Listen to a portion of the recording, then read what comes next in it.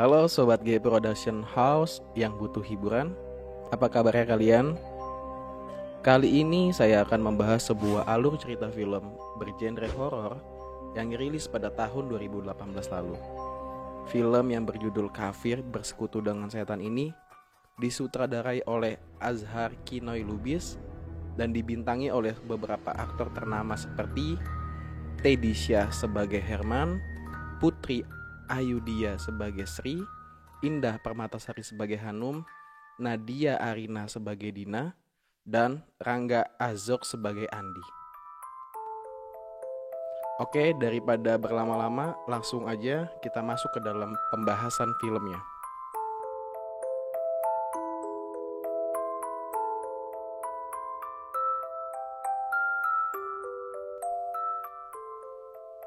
Film dibuka dengan memperlihatkan sebuah keluarga yang sangat harmonis. Sri yang sedang memasak makanan favorit suaminya, Herman, yaitu gulai ayam, nampak diganggu dengan sikap jahil Herman yang tiba-tiba saja memeluk dirinya. Lalu, mereka pun bersantap malam bersama tanpa ditemani oleh Andi, anak laki-laki Sri dan Herman.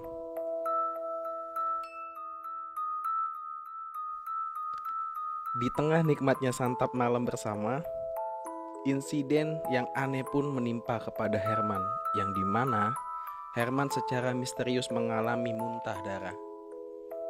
Dan dari mulutnya keluar serpihan beling. Di saat kepanikan itu terjadi, Sri pun meminta Dina untuk menghubungi Pak RT. Namun usahanya pun gagal. Dan di saat bersamaan, Andi pun pulang ke rumah dengan kepanikan karena melihat sang ayah yang ternyata telah tewas di tempat. Sejak kematian Herman, Sri pun enggan untuk memasak gulai ayam ataupun mengenakan pakaian yang pernah ia gunakan saat insiden tewasnya Herman itu terjadi. Andi yang baru saja pulang dari kuliah nampak membawa seorang perempuan yang cantik bernama Hanum. Hanum adalah kekasih Andi yang dimana Hanum adalah anak dari penjual makanan di kantin tempat Andi di mana kuliah.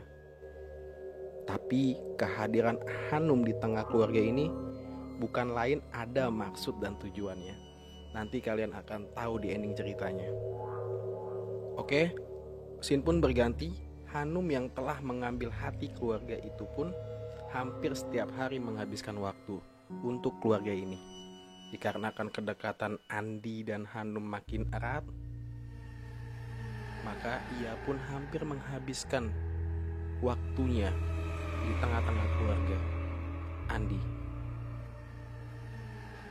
Sri pun yang melewati hari-hari tanpa kehadiran Herman mulai merasakan hal-hal yang janggal pada dirinya. Mulai dari melihat organ kesukaan Herman terlihat seperti bermain dengan sendirinya, dan banyak lagi keanehan-keanehan yang Sri alami. Hingga pada akhirnya Sri pun merasa seperti orang yang setengah waras, dengan gangguan-gangguan yang membuatnya memutuskan untuk mendatangi seorang dukun yang ada di desanya. Yang dimana dukun yang bernama Jarwo ini adalah seorang dukun santet. Dan ia pun memberitahukan kepada Sri bahwa dirinya telah disantet. Sri pun yang menyadari hal ini meminta Jarwo untuk membalas santet tersebut kepada pengirim santet tersebut. Namun naas, Jarwo pun ternyata gagal untuk melawan santet tersebut. Lalu Jarwo pun kalah melawan santet tersebut. Yang naasnya tubuhnya terbakar bersama dengan rumah gubuknya itu. Ia terbakar dan hangus seketika. Sri yang merasa jiwanya makin tertekan dan dihantui oleh ilmu jahat yang menyerang dirinya, merasa lebih menggila dikarenakan ternyata arwah Jarwo yang tak tenang menuntut balas atas kematiannya kepada Sri. Sri pun akhirnya hilang secara misterius. Andi dan Dina yang mengetahui ibunya hilang, ia pun mencari petunjuk untuk mencari ibunya. Lalu Dina pun menemukan sebuah petunjuk melalui potongan foto yang berisi Herman, Sri, dan seseorang yang bernama Laili di dalam rumah Jarwo yang telah hangus terbakar. Dina mendapatkan petunjuk untuk mencari keberadaan Laili karena ia mengetahui bahwa semua yang mereka alami akibat perbuatan Laili.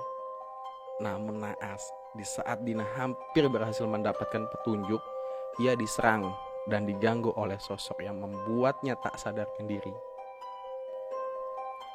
Lalu Andi yang sangat prihatin dengan keadaan Dina mendapatkan penawaran dari Hanum, yang dimana Hanum meminta Andi dan Dina untuk tinggal di rumah Hanum.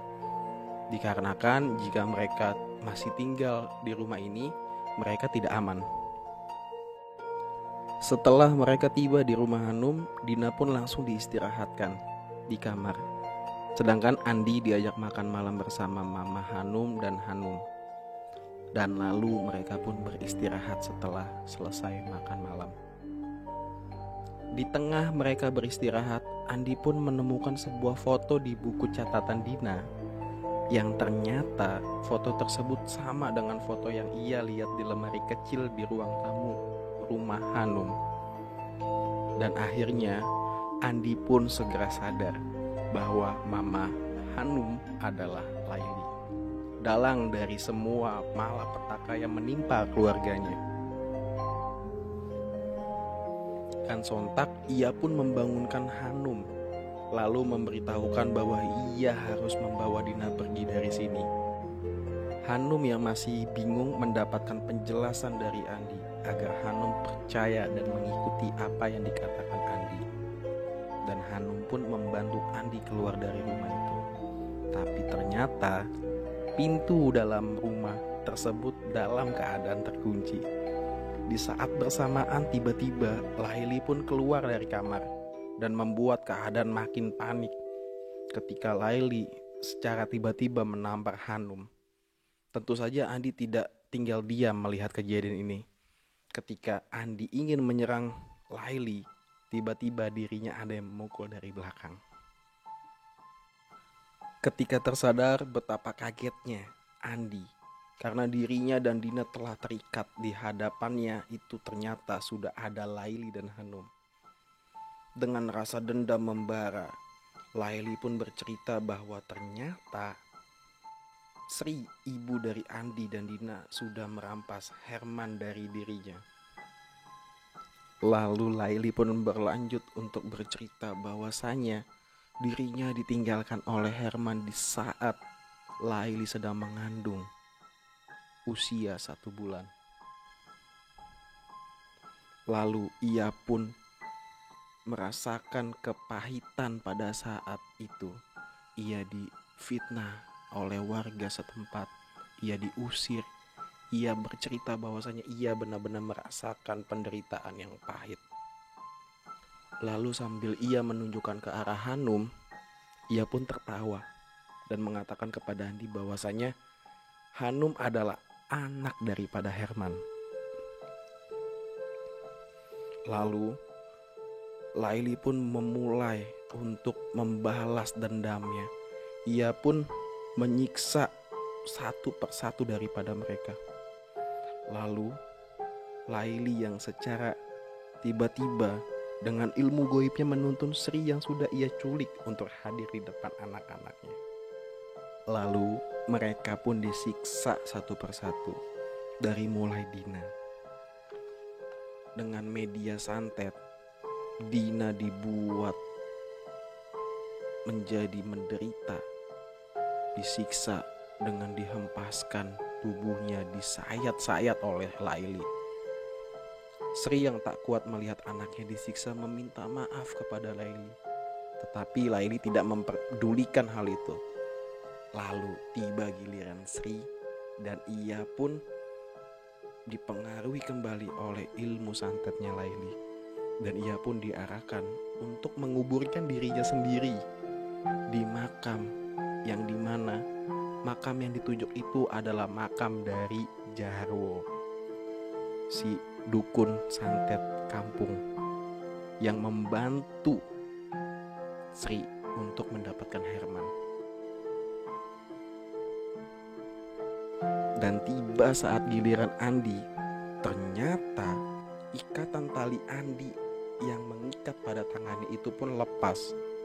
dan ia pun menyerang Hanum dan Laili dengan menunjukkan sebuah botol kecil yang ternyata itu adalah botol yang berisi jiwa Hanum dan Laili yang terikat dalam sebuah air di dalam botol kecil itu. Hanum dan Laili pun sontak ketakutan dan memohon kepada Andi untuk tidak berbuat jahat pada dirinya. Tetapi siapa yang udah disiksa lalu tidak ingin melawan? Dan sontak Andi pun langsung melempar botol tersebut ke api. Lalu secara misterius Hanum dan Laili pun terbakar dan mereka pun meronta-ronta kesakitan. Mereka terbakar dan hangus sehingga mereka tewas di tempat. Andi pun langsung membawa Dina pergi dari rumah tersebut. Ia membawa Dina ke tempat yang lebih aman.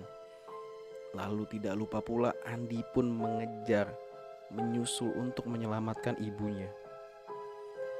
Dan akhirnya Sri berhasil diselamatkan dengan posisi yang memang ia terkubur hidup-hidup. Tetapi Andi mampu untuk menyelamatkan nyawa ibunya. Lalu film pun selesai. Oke, bagaimana sobat yang butuh hiburan? Menurut kalian serem gak sih filmnya? Komen di bawah ya. Oke, sobat yang butuh hiburan, sampai di sini dulu pembahasan alur film ceritanya. Sampai ketemu lagi di video selanjutnya. And see you.